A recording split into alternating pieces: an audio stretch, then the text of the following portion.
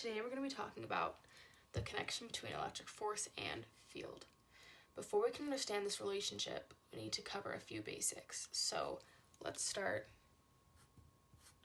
with understanding charges and their basic characteristics. So charges. So there are three things we need to know. It's important to understand that there are two kinds of charges. There are positive and negative charges.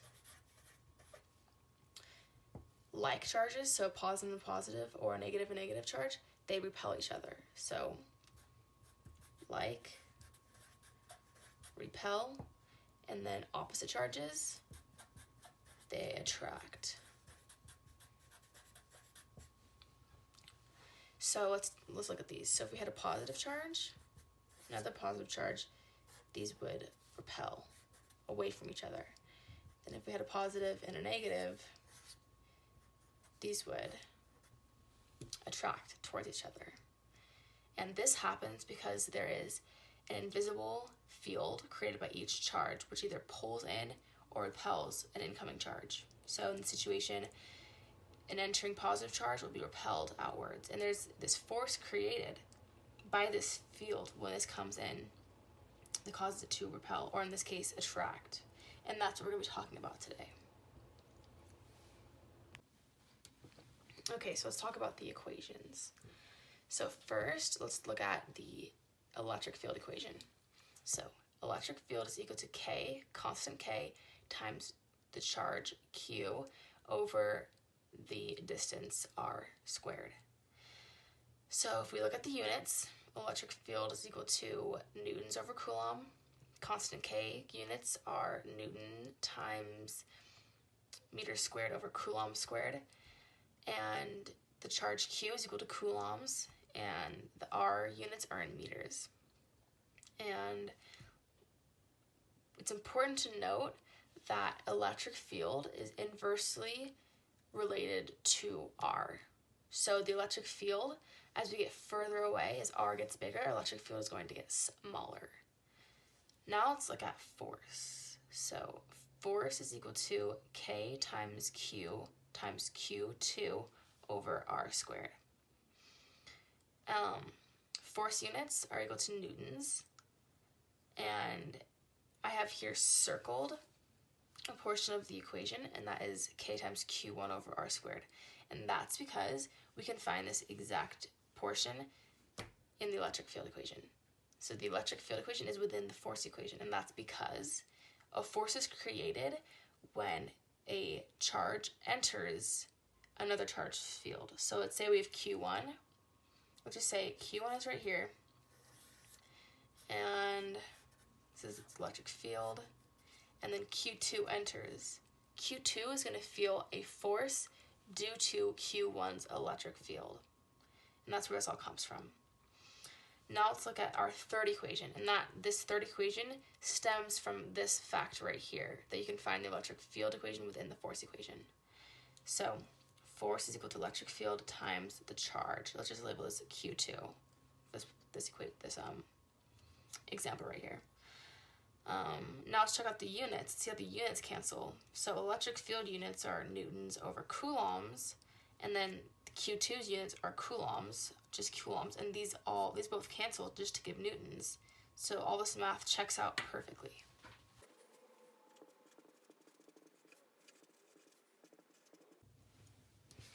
Let's talk about the similarities between electric force and electric field.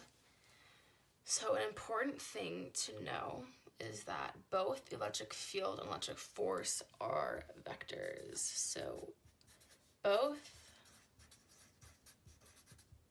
are vectors. And you may be wondering, what is a vector? So a vector is something that has both magnitude and direction. So a vector has both magnitude and direction. These vectors are important because whether an electric force is positive or negative gives a direction. So before solving any sort of electric field problem, it is important to diagram any vectors of charges. So let's practice with 3 charges, and let's determine the force diagram of the charge in the middle. So let's just say we have 1q plus 1q plus 1q and minus 2q. So these are 3 charges. And now let's solve the force diagram for the charge in the middle. So we know that the charge in the middle is positive, so therefore it's going to repel the one on the left. So we know it's going to repel, so its force applied will be this way. So this will be, we'll call this one force of plus 1q on plus 1q.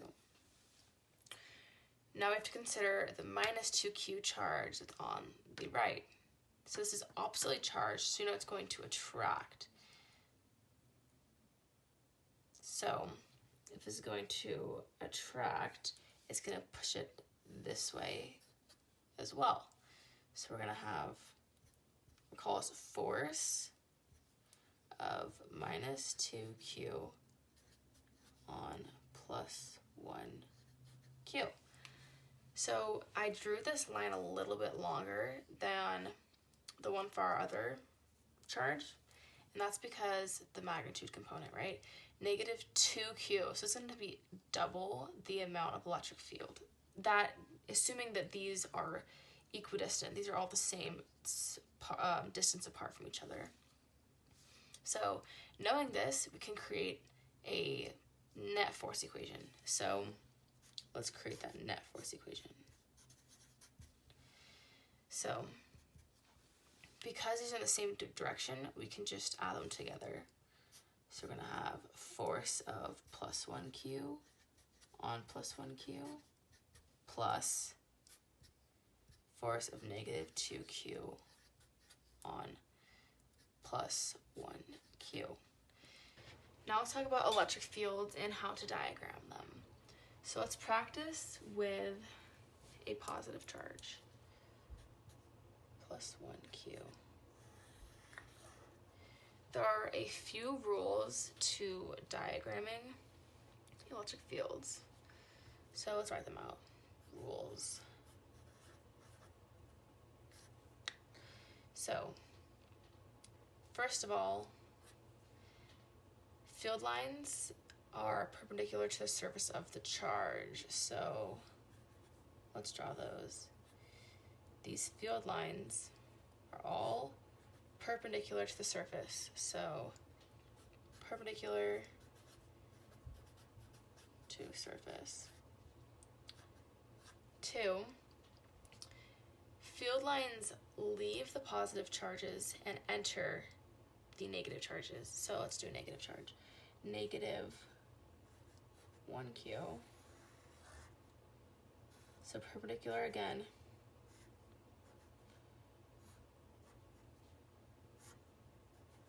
But you can see here that they're entering the negative charges, whereas in the positive, they're leaving. So let's say leave positive, enter the negative. Number 3, okay, so the density of the lines around the charge is equivalent to the magnitude of the charge. So let's do a plus 2q charge right here. So like this.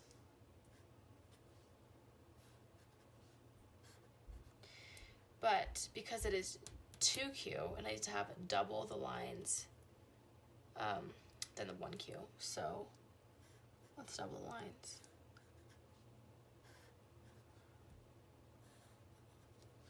So line density equals magnitude of the electric field. And then the fourth one is the field lines, they never cross. So that being said, we'll talk about it a little bit more in our next demo, but the field lines will never cross. So if we have a negative next to a positive, these are going to kind of loop around to each other, but they're never going to cross each other. So field lines never cross. And we'll explain that a little bit better in the next segment. We're on a simulation now, and we can get a better picture of what's going on with these field lines. So let's add in a plus charge. You can see here that all the same rules apply.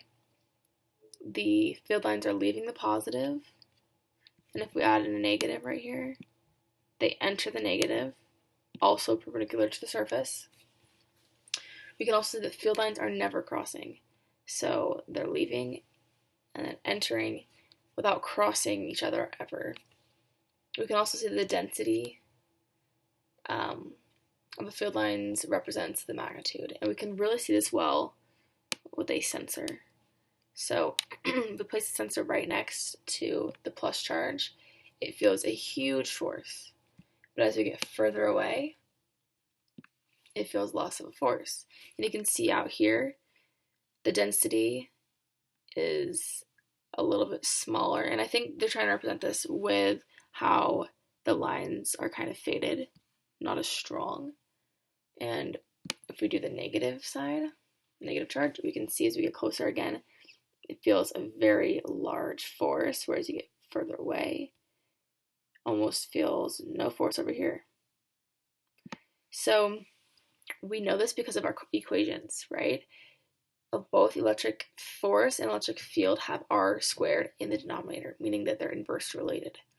And with the sensor, you can see it for yourself. You get close, and r is getting smaller.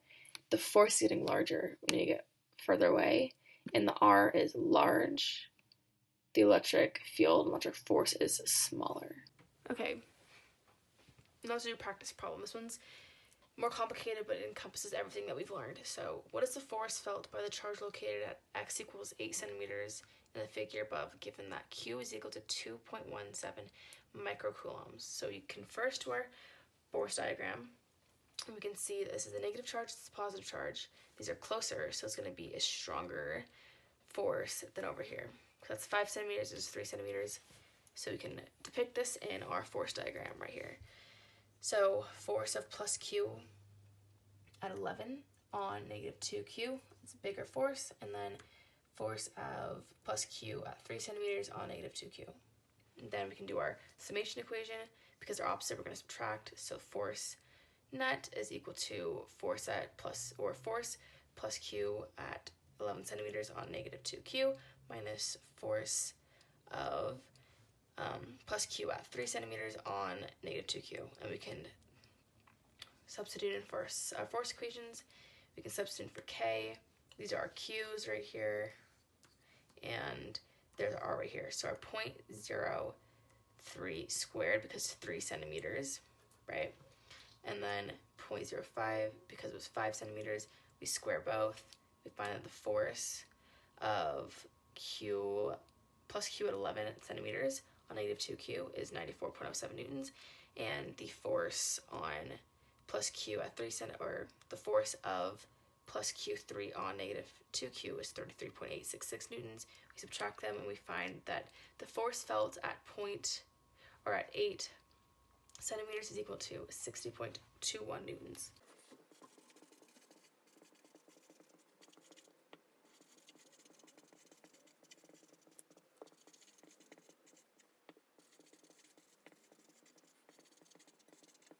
This is our concluding statement.